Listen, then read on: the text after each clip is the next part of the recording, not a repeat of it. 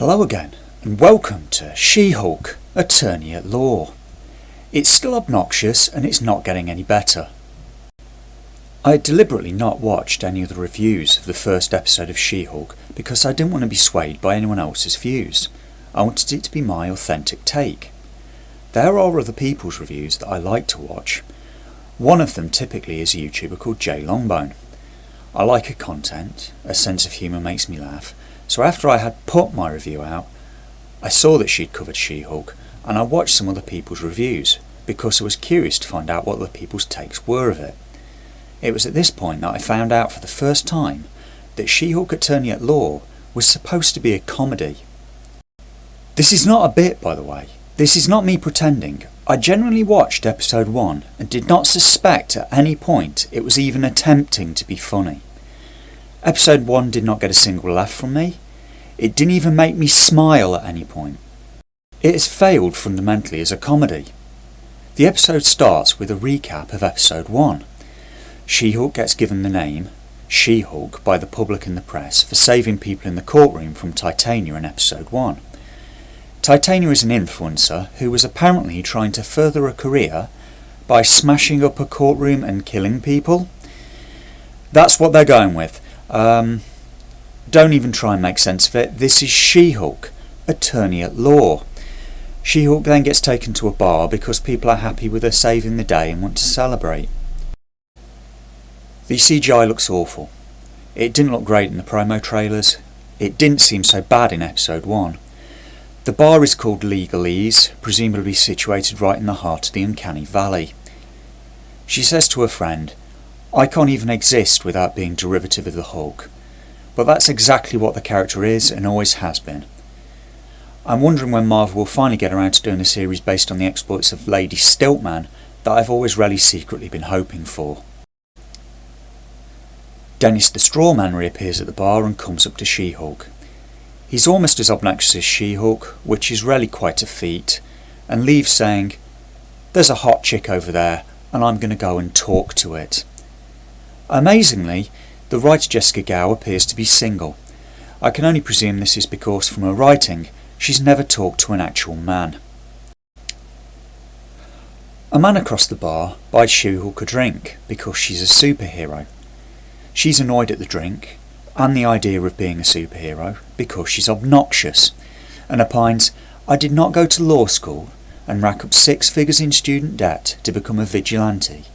That's for billionaires and narcissists or adult orphans for some reason." Now, running down other, better and more likeable superheroes is not a great idea. This description mostly fits Batman, Iron Man, Spider-Man. All it does is make She-Hulk even less likeable than she already was, and 2 of those are even Marvel properties. Iron Man was the reason I started watching the MCU in the first place, and Marvel at this point are even making me regret that. An Iron Man as a film rarely still holds up. Robert Downey Jr. did a great job as Tony Stark. Even if he added a lot of his own flair to the character, I didn't mind the changes he made to the source material, and I really like the character of Iron Man.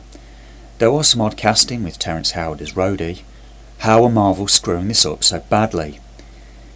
The actor who would have made the perfect James Rhodes is Idris Elba. He has the physical presence, the look, the humour, the snarling male energy. He has everything needed for the role, and Marvel cast him as the Norse god Heimdall instead. Hang on, right, what was I talking about? Oh yes, She-Hulk, Attorney at Law. She says she doesn't want to be an Avenger, asking, do they get healthcare, maternity leave, a pension? Are they even paid? Now, Bruce helped her a lot in the last episode. Maybe he should have billed her. She then gets sacked because saving the day in episode 1 blew the trial she was doing, and she's become a liability to the DA's office. She can't get another job for the same reason that she got fired. She's a liability now. She then has a family meal and I cringe for the next 5 minutes solid of the episode. She says to her father, "I can't get another job. Maybe I should have let those people get smushed by a desk." I hope there's a character arc coming where she changes because I honestly loathe this character.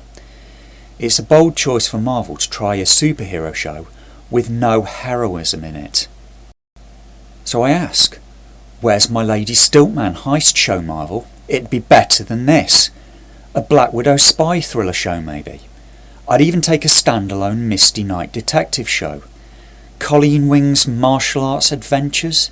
Anything seemingly would be better than this. Her father says, this isn't even the first time we've had a Hulk in the family, and you didn't destroy a city. Way to go, Marvel, brilliant. Can you go 5 minutes without running down and insulting the legacy characters? Go on, insult the characters that I actually did like, that'll help. This would be the Hulk that damaged New York while he was saving the planet from an invasion, before helping to save the planet several more times, then saving half of humanity, half of the life in the universe, then all of the life in the universe in the next film, and all of that without getting paid. Yet screw that jerk. Who would like him? Now instead we have She-Hulk, attorney at law. In the next scene, She-Hulk's in a bar again getting drunk and gets an offer of a job in the private sector, which she accepts without even asking about the pay. So the writing's not even consistent in her being greedy and selfish. She then walks into a door trying to get into a new job by trying to push when the door's marked pull, which I may have found funny if she'd rarely hit her head hard. She-Hulk only gets the job on the proviso that she takes the case of one Emil Blonsky, Abomination from one of the Hulk films, being played by Tim Roth, who I like, but he looks like he doesn't want to be there and I can sympathise. She-Hulk's decided to do it and only phones Hulk to tell him that she's going to try and get someone that tried to kill him out of prison and doesn't really care what he thinks about it.